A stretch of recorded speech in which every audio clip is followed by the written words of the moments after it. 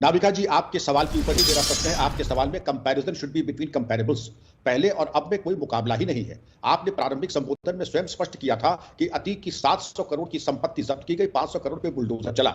हमारे पैनल में भी बैठे लोगों को, कुछ लोगों को पीड़ा हुई और बाकी को तो इतनी पीड़ा हुई कि सुप्रीम कोर्ट तक पहुंच गए। जब सुप्रीम कोर्ट ने अस्वीकार कर दिया तो आपकी समझ में आया कि जो कार्रवाई हो रही है विधि सम्मत तरीके से हो रही है। शीर्ष स्तर पे कोई भी लाभान्वित नहीं हो रहा है माफिया से।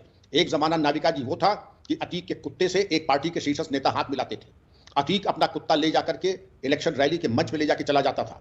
अतीक अहमद नोएडा के सीईओ जो कि चीफ सेक्रेटरी रैंक के थे, उनके घर में घुस के तोड़फोड़ करता था, एफआईआर नहीं हो पाती थी।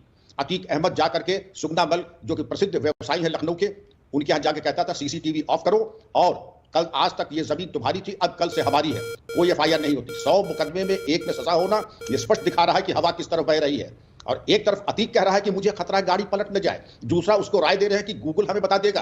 तो क्या आईपीएस में और पुलिस पे क्या सब नाकवादा अंगूठा टेक लोग हैं? वहां भी आईआईटी पास आउट और आईआईएम पास आउट है। उनको आप हल्का ना समझिए, उनको सब मालूम है गूगल क्या कर सकता क्या नहीं कर सकता है।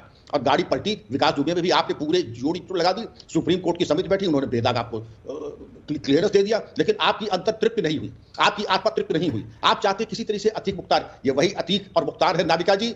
हजरतगंज चौराहे पे गाड़ी पे बैठ करके विस्की की बोतल और गिलास लेके बैठते थे। बहू बेटियों का निकलना हराम था। जो जमीन पसंद आ गई उस पर कब्जा।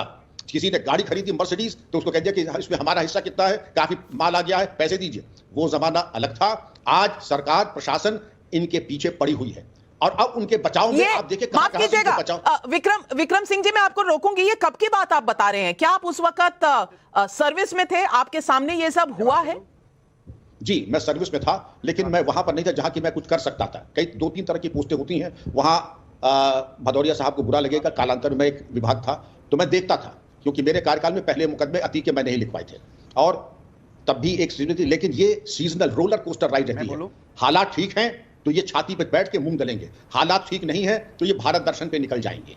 आज वर्तमान में ये जेल में है। बहरहाल मैं जबकि बात बता रहा हूं, मैं आपको ईयर भी बता दूं, 2012 के आसपास ले लीजिए, 2012 नहीं 2015 के आसपास ले लीजिए, 2004, 5, 6 के ले लीजिए। ये अच्छी तरीके से मुझे याद है। शलभ जी आपको बताएंगे, पत्रकार थे उस जमाने में प्रतिष्ठित, कि इन लोगों का आतंक हजरतगंज में बहु बेटियों